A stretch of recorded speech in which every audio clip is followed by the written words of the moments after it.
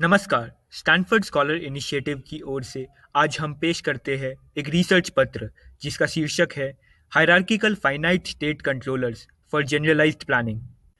कृत्रिम बुद्धिमत्ता यानी आर्टिफिशियल इंटेलिजेंस विकसित करने के संदर्भ में मनुष्यों की तरह विचार करके और निर्णय लेके किसी लक्ष्य को प्राप्त करने की समस्या को योजना बनाने की समस्या या प्लानिंग प्रॉब्लम कहते हैं। योजना बनाने की समस्या का हल है एक कार्यक्रम, छोटे छोटे कदमों का एक क्रम जिसमें हर कदम वातावरण में परिवर्तन करके उच्च संभावना के साथ लक्ष्य प्राप्ति की ओर अग्रसर हो जाए। उदाहरण के लिए, यहाँ बंदर द्वारा केले को प्राप्त करने की कोशिश एक प्लानिंग प्रॉब्लम है। यहाँ कार्यवाही का अनुक्रम है: जमीन पर से डब्बा उठाना, डब्बे को दूसरे डब्बे पर रखना, डब्बे पर चढ़ना और केला उठा लेना। सामान्यीकृत प्लानिंग या जनरलाइज्ड प्लानिंग का इरादा है एक ऐसा प्रतिरूप बनाना जो कि समस्या के कई दृष्टांतों का हल निकाल सके। इस उदाहरण में एक ही योजना का इस्तेमाल किया जा सकता है ए से बी पर जाने के लिए, समस्या के सभी दृष्टांतों के लिए, जो कि है दाएं जाओ जब तक कि बी ना मिले। हम शुरुआत करेंगे पहले जनरलाइज्ड प्लानिंग समस्याओं को हल करने वाले तरीकों का अवलोकन करके। प्लानिंग समस्याओं को सीमित अवस्था नियंत्रक यानी फाइनाइट स्टेट कंट्रोलर्स से भी दर्शाया जा सकता है। एफएससीज जनरलाइज्ड प्लान्स को दर्शाने के लिए कॉम्पैक्ट सॉल्यूशन प्रदान करता है। एक ट्री के हर एक नोड पर डेप्थ फर्स्ट सर्च से भी पहुंचा जा सकता है, जिसे कि रिकर्जन से भी दर्शाया जा सकता है। लेकिन क्योंकि ये रिकर्जन का इस्तेमाल करता है, एक एफएससी यानी फाइनाइट स्टेट कंट्रोलर इसे अमल नहीं कर सकता, जो कि इसकी एक बड़ी परिसीमा दिखाता है। वर्तमान में प्लानर्स को एक ऐसा प्लान बनाने की जरूरत है जो कि समस्या के कई सारे इंस्टेंसेस का हल निकाल सके। यह और भी एफिशिएंट है और इनके इनिशियलाइजेशन कॉस्ट भी कम है, क्योंकि छोटे प्लान्स के उपयोग से समानताओं को दर्शाया जा सकता है। ऐसा करने के लिए हम एक बेहतर संकलन तकनीक की आवश्यकता है। स्वचालित रूप से एक एफएससी उत्पन्न करके बहुत समय बचाया जा सकता है। प्लानिंग समस्याओं का हल निकालना आसान नहीं है, क्योंकि हमें एक मिश्रित संख्या के संभव दृश्यों पर खोज करना पड़ सकता है। इस प्रकार की प्लानिंग की खूबी यह है कि अगर किसी समस्या का जनरलाइज्ड हल पाया गया है, तो किसी भी विशिष्ट दृष्टांत का हल उस जनरलाइज्ड योजना को चलाकर पाया जा सकता है। यह अत्यंत ही कुशल तरीका है, क्योंकि इसमें खोज की आवश्यकता नहीं है। एफएससी की सीमाओं के साथ सौदा करने के लिए लेखक एक एफएससी की धारणा को एक हायरार्किकल एफएससी तक बढ़ाते हैं, जो कि एक एफएससी से दूसरे एफएससी को कॉल करने की अनुमति देता है। उदाहरण के तौर पर, इस समस्या में बाएं से दाएं वाले एफएससी खुद को कॉल करके क्षैतिज दिशा में सभी वर्गों पर जा सकता है, और फिर बाएं से दाएं वाले एफएससी ऊपर से नीचे वाले एफएससी को विभिन्न मापदंडों पर प्रयोग करके सीधे दिशा में सभी वर्गों पर जाने के लिए कॉल करता है।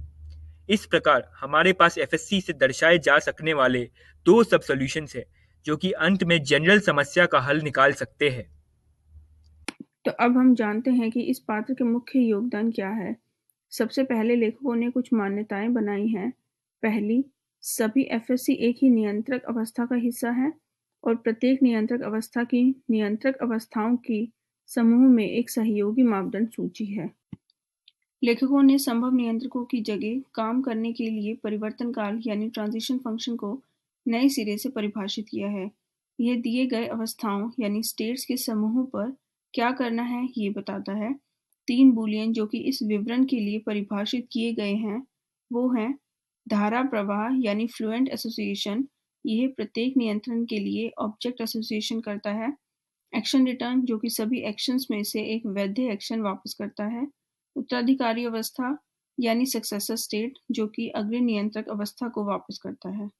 संकलन के पीछे विचार है एक्शंस के 2 प्रकार परिभाषित करना। पहले, प्रोग्राम एक्शंस 3 फंक्शन जो कि नियंत्रक अवस्थाओं के बीच के ट्रांजिशन यानी परिवर्तन काल को परिभाषित करते हैं, और दूसरे एग्जीक्यूट एक्शंस जो कि नियंत्रक की वर्तमान अवस्था का सिमुलेशन यानी अनुकरण करता है, जो कि एल्गोरिदम को समस्या का हल निकालने के लिए जरूरी एक्शंस यानी कार्यों के अनुकरण खोज करने की अनुमति देता है। एग्जीक्यूशन जड़ एफएससी के आरंभिक अवस्था पर धर के स्टार 0 पर शुरू होता है। जब एफएससी ट्रांजिशन फंक्शन एक नया एफएससी रिटर्न करता है, हम प्रत्येक अस्थायी यानी वेरिएबल ऑब्जेक्ट को अनुरूपी मापदंड पर कॉपी करके ढेर के अगले स्टार की अवस्था को स्थापित करते हैं। जब ये एफएससी समाप्ति की अवस्था पर पहुंचते हैं, नियंत्रण मूल नियंत्रक को वापस कर दिया जाता है और अंततः ढेर स्टार ज़ीरो को। रिकर्जन इस पहुंच की एक विशेष परिस्थिति है जहां एक एफएससी खुद को रिटर्न करता है। प्लानर को समस्या सुलझाने में और भी मदद करने के लिए लेखकों ने प्रारंभिक एफएससी में फ्लुएंट्स जोड़ दिए हैं, जो कि पिछले कुछ परिणाम परिभाषित करता है जो कि किसी और एफएससी द्वारा पाए गए होंगे। यह समाधान की खोज में तेजी लाने में मदद करता है। एक रोबोट एआई एजेंट द्वारा सभी पंक्चर टायर बदलने की समस्या पर विचार करें। यहाँ 3 आम कार्य हैं जो हैं कार से पंक्चर टायर निकालना, गैराज से अतिरिक्त टायर निकालना और इस अतिरिक्त टायर को एक्सल पर लगाना। यह पंक्चर टायर को बदलने की समस्या को कुशलता से सुलझा देता है। यहाँ एक नियंत्रक अवस्था प्रत्येक टायर को अलग ढंग से दर्शाएगी और प्रारंभिक अवस्था होगी कि सभी टायर पंक्चर हैं। लक्ष्य है सभी पंक्चर टायर्स को बदलना। हम इस समस्या का समाधान प्रत्येक टायर पर 3 कार्य करके कर सकते हैं। प्रभावी रूप से यही है जो कि एक एचएफएससी उत्पन्न करता है कई सारे एफएससी से एक योजना। अब हम चर्चा करेंगे कि कैसे लेखकों ने पिछले तरीकों के संबंध में उनके समाधानों का मूल्यांकन किया है। लेखकों ने अपने समाधान का परीक्षण ऐसे 7 प्लानिंग समस्याओं पर किया जो कि मानक के रूप में इस्तेमाल की जाती हैं। प्रत्येक समस्या के लिए लेखकों ने संकलन समय, प्लान की लंबाई और समस्या को हल करने के लिए आवश्यक नियंत्रणों की संख्या को मापा। हर समस्या एक अलग चुनौती पेश करती है। उदाहरण के तौर पर ग्रिपर को एक सरल एफएससी से हल किया जा सकता है, जबकि विजिट ऑल के लिए कई नियंत्रणों की आवश्यकता है और टीएफएस के लिए रिकर्सिविटी की आवश्यकता है। नई संकलन योजना ऐसे एफएससी उत्पन्न करने में सक्षम है जो कि साधारण समस्या को उचित समय में हल कर पाए, जो कि पूर्व तरीकों के समान हो। संकलन की प्रक्रिया ट्री ट्रैवर्सल यानी समस्या और विजिट ऑल समस्या के लिए एक हिरार्किकल सॉल्वर के लिए रिकर्सिव समाधान का उत्पादन करने में सक्षम है। अब हम बाइनरी ट्री चक्रमण के सवाल पर फिर से आते हैं और देख सकते हैं कि एचएसएफसी नियंत्रक को अपने आप को एक दूसरी मापदंड सूची से कॉल करने की अनुमति देता है, जिससे कि समस्या का हल हो सकता है। उदाहरण के लिए एन नियंत्रक वर्तमान नोड को दर्शाने वाला एकमात्र मापदंड है। कॉपी एल और कॉपी आर एन से एम तक दाएं और बाएं बच्चे नोड प्रदान करते हैं।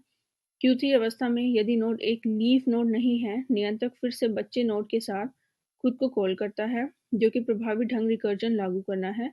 लीफ एन एक फंक्शन है जो कि ये जानकारी वापस करता है कि क्या एन लीफ नोड है। एक बार सभी बचे नोड का दौरा करके एफएससी समाप्त होगा। यह पेपर बेहतर नियंत्रणों की उत्पादन के लिए एक तकनीक का परिचय करवाता है जो कि काफ़ी कॉम्पैक्ट है, जनरलाइज करने में आसान है और शक्तिशाली भी है। यह ऐसा हिरार्किकल एफएससी को उत्पन्न करके करता है जो कि दूसरे एफएससी को कॉल कर सकता है।